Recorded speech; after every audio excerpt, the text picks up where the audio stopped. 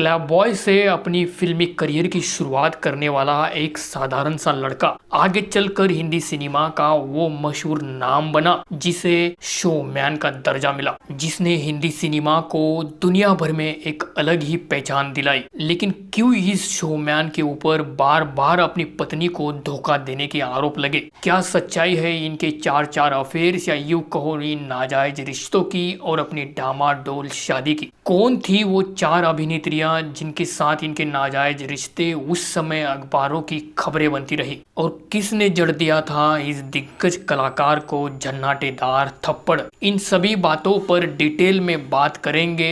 नमस्ते दोस्तों, मैं हूं अनुराजा और आप देख रहे हैं आपका अपना फेवरेट चैनल। हिंदी सिनेमा में कईयों को अपनी लव स्टोरीज मिली और कईयों को अपनी मंजिल भी मिली, तो वही कुछ कहानियां अधूरी भी रह गई। इन्हीं में से ये नाम राज कपूर, जो कई अभिनेत्रियों की प्रेम कहानी के मुख्य किरदार बने रहे। इसी वजह से जब जब राज कपूर का नाम उन अभिनेत्रियों के साथ जुड़ते गया, उनकी कई आलोचनाओं के साथ उन्हें सामना करना पड़ा। राज कपूर की इन सारी प्रेम कहानियों के बारे में बात करने से पहले आप एक बात जान लीजिए कि इनके पिताजी पृथ्वीराज कपूर ने इनकी शादी उनके मामा की बेटी के साथ 1946 में तय कर दी थी। राज कपूर की पत्नी का नाम कृष्णा मल्होत्रा था। कृष्णा मल्होत्रा प्रेमनाथ और राजेंद्र नाथ जो मशहूर कलाकार है उनकी बहन थी। शादी से पहले राज कपूर ने कृष्णा मल्होत्रा को सफेद साड़ी में गजरा लगाए हुए सितार बजाते हुए देखा था और देखते ही राज कपूर को कृष्णा से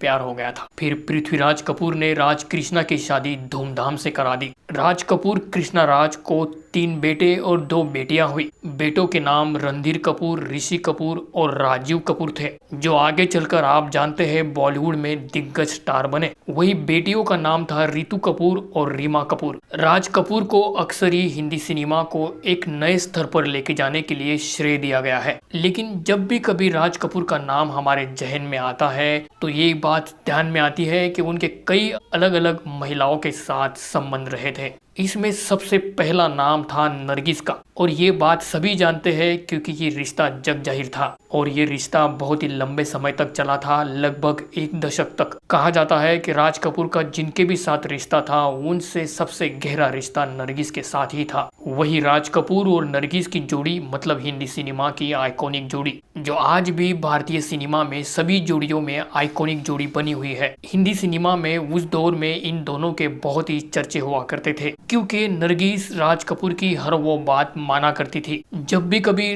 राज कपूर नरगिस को कहते थे कि इस अभिनेता के साथ काम नहीं करना है, इस फिल्म मेकर के साथ काम नहीं करना है, उस निर्माता को मना कर दो, तो नरगिस वैसा ही करती थी, उनको मना कर देती थी। और खुद नरगिस भी नहीं चाहती थी कि बाकी दूसरे प्रोड्यूसर्स, दूसरे निर्माताओं के साथ काम करना वो पसंद नहीं करती थी। उनकी एक शर्त थी कि मैं जब भी काम करूंगी राज कपूर के साथ ही करूंगी, चाहे वो आरके स्टूडियो की फिल्म हो या किसी बाहरी बैनर की फिल्म हो, मेरे हीरो होंगे तो राज कपूर ही होंगे। इसी चलते नरगिस ने अपनी पर्सनल जिंदगी में बहुत बड़ा नुकसान तक कर लिया था और उनके करियर का नुकसान तो हो ही रहा था। लेकिन नरगिस और राज कपूर ने 16 फिल्मों में काम किया था और ज्यादातर फिल्में उनकी हिट ही रही। अब नरगिस अपने रिश्ते को आगे बढ़ाना चाहती थी, वो राज कपूर के साथ शादी करना चाहती थी, जबकि वो अच्छे से जानती थी कि राज कपूर पहले से शादीशुदा है। तो इस बात का हल निकालने के लिए नरगिस महाराष्ट्र के सीएम मोरारजी देसाई के पास चली गई थी और उनको पूछा था कि ऐसा कोई रास्ता है क्या कि हम पहले से शादीशुदा इंसान के साथ दोबारा शादी कर सके।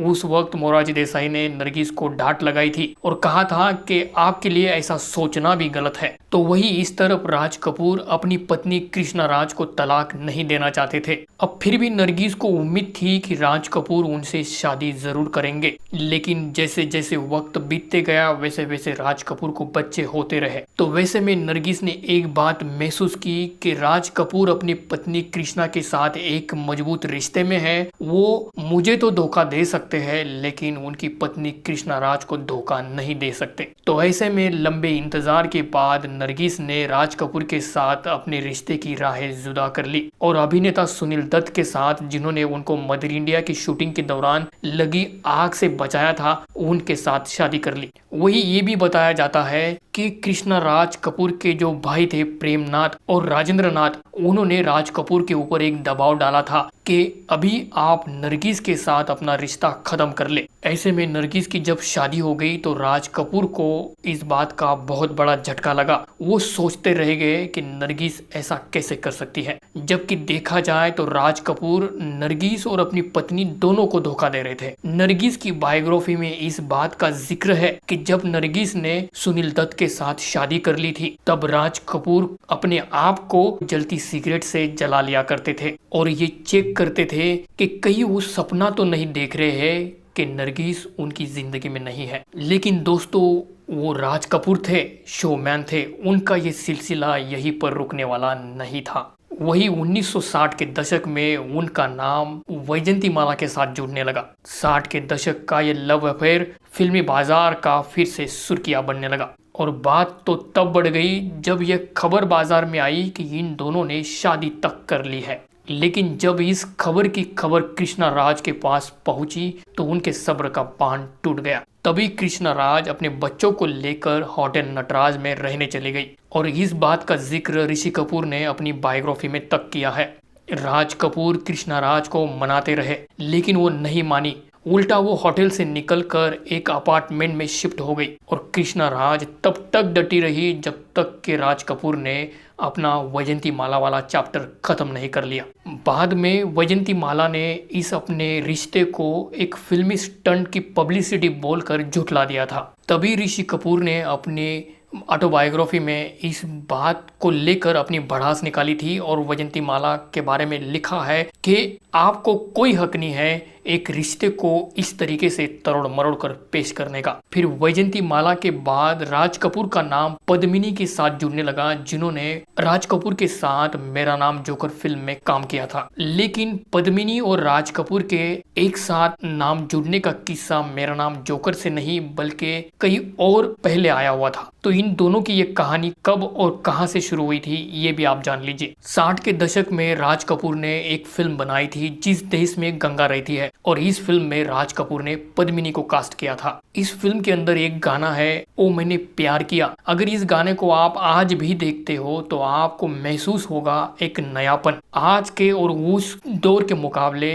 राज कपूर ने ऐसा सफल एक्सपेरिमेंट किया था जब उन्होंने अंडर वाटर इस गाने की शूटिंग की थी। पद्मिनी को उन्होंने साड़ी पहनाई और झरनों के बीच में डांस करवाया, जबकि ये सपना राज कपूर का नरगिस के साथ देखा हुआ सपना था। ऐसा शूट वो नरगिस के साथ करना चाहते थे। इसी दौरान पद्मिनी और राज कपूर का नाम एक साथ जुड़ने लग गया था। लेकिन पद्मिनी ने अमेरिकन डॉक्टर से शादी कर ली और वहीं पर वो सेटल हो गई। फिर जब आगे चलकर 1970 में मेरा नाम जोकर बनाने का ऐलान हुआ, तब तक पद्मिनी फिर से फिल्मों में काम करने का मन बना चुकी थी। फिर क्या, राज कपूर ने पद्मिनी को मेरा नाम जोकर इस फिल्म में बहुत ही स्ट्रॉन्ग रोल दे दिया और साथ ही साथ एक बोल्ड सीन भी दे दिया और इस सीन में वो खुद ही पद्मिनी के साथ थे। लेकिन कहते हैं कि बाद में पद्मिनी वापिस अमेरिका चली गई और वहीं पर उन्होंने अपना डांस स्कूल खोल दिया, वो वहीं पर सेटल हो गई। राज कपूर और पद्मिनी के इस रिश्ते के बारे में ऋषि कपूर ने अपनी ऑटोबायोग्राफी में जिक्र किया हुआ है और आगे चलकर राज कपूर ने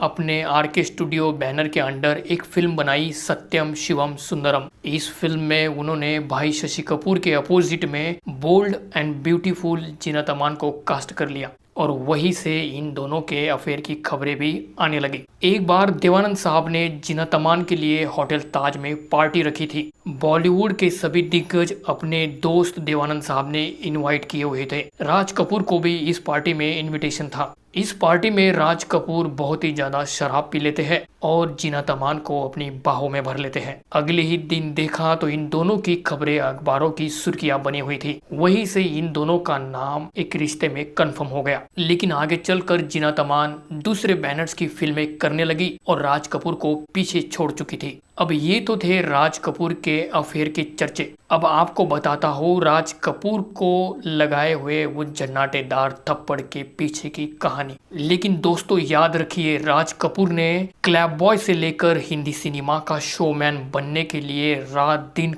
कड़ी मेहनत की थी और इस मेहनत से वो खुद को साबित करने में कामयाब भी रहे थे। तो ये उन दिनों की बात है, शुरुआती दिनों में राज कपूर 1930 में जब एक क्लैप बॉय के तौर पर काम करते थे। तभी एक दिन वो एक सीन के लिए क्लैप कर रहे थे। क्लैप करने के दौरान एक आर्टिस्ट की दाढ़ी क्लैप में अटक गई और वो निकल गई। तो उस दिन जो डायरेक्टर थे उनको इस बात से बहुत ज्यादा गुस्सा आ गया और उन्होंने राज कपूर को एक जन्नाटेदार थप्पड़ जड़ दिया। ये उस दौर के डायरेक्टर थे केदार शर्मा। लेकिन राज कपूर ने खुद पृथ्वीराज कपूर के बेटे होने के बावजूद खुद को संभाले रखा, खुद को शांत रखा। तो ये थे राज कपूर के इंटरेस्टिंग किस्से। और जाते जाते दोस्तों राज कपूर के बारे में एक अच्छी बात जो आपको कभी याद आए तो गुदगुदा देगी। राज कपूर साहब क्लैप बॉय थे, क्लैप तो करते थे, लेकिन क्लैप करने से पहले वो अपने हेयर स्टाइल को ठीक कर लिया करते थे,